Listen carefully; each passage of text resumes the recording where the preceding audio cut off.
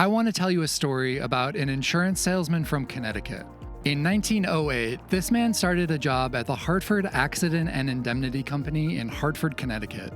He was employed there for over 50 years, eventually working his way up to an executive position, earning six figures. He worked at Hartford until the day that he died in 1955. So why am I telling you this story? And what could you, a filmmaker, possibly learn from this old guy's life? Well, this man's name was Wallace Stevens. Wallace Stevens, ring a bell? Okay, so Wallace Stevens is maybe not a household name anymore, but he is one of the most famous and well-regarded poets in history. You can look it up. He was a prolific writer. He published 8 books of poetry, 1 play, and a bunch of other assorted prose. Plus, he won a Pulitzer Prize, so not too shabby. I've always been fascinated by Stevens' story, and I think it's because I've always been obsessed with trying to strike a balance between doing work that I find personally fulfilling and earning a living. In my subjective experience, the two very rarely intersect. And for a lot of my life, that's caused me considerable anxiety. You know, you think about somebody like Taylor Swift, who earns her living doing what she loves. You know, she's not pulling shifts at Anthropology to help fund her music career. And I think that a lot of filmmakers feel like that's something they should aspire to. Like they should earn all of their income from making movies and not have to hold down a day job.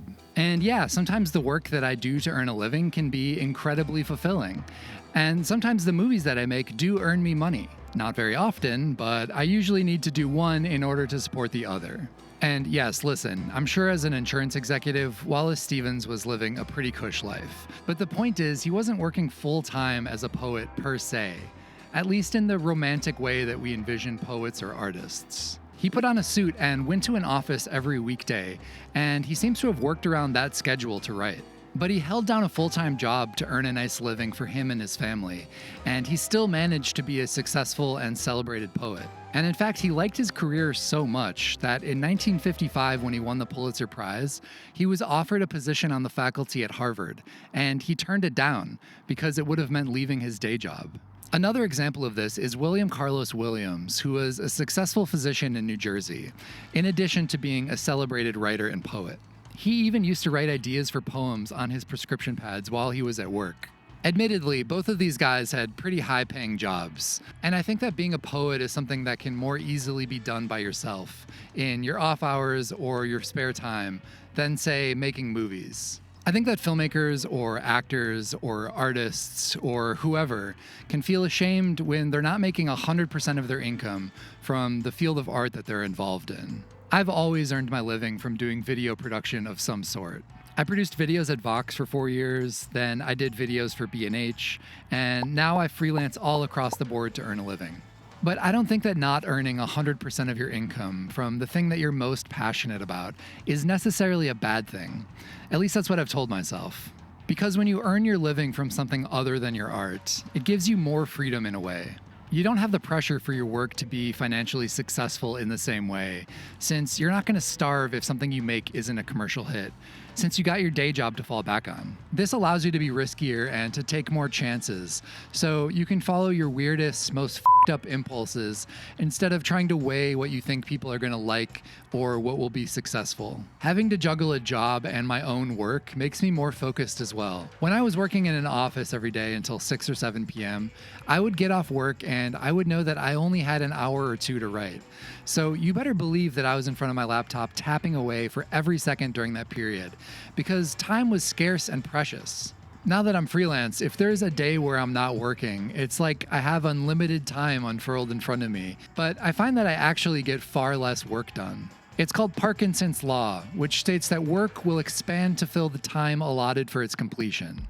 So yeah, I don't know. I've always admired actors and artists and filmmakers that have steady day jobs that allow them to do the thing that they're passionate about. I think it's an admirable arrangement and one that makes you a more interesting artist. I've spent my entire career trying to find a stable balance between the two. I find that for me at least, the pendulum either swings too far one way or the other. I've either got a job that affords me financial stability, but not enough time to create my own films, or like right now, I've got more free time, but less resources to put towards filmmaking. As I've gotten older, I think I've gotten better at just embracing the unresolved tension between these two things. Acknowledging that it will probably never be a perfect equilibrium, and just being okay with that discomfort. Listen, we all just do what we gotta do to make it work, and at the end of the day, the best solution is the one that works for you.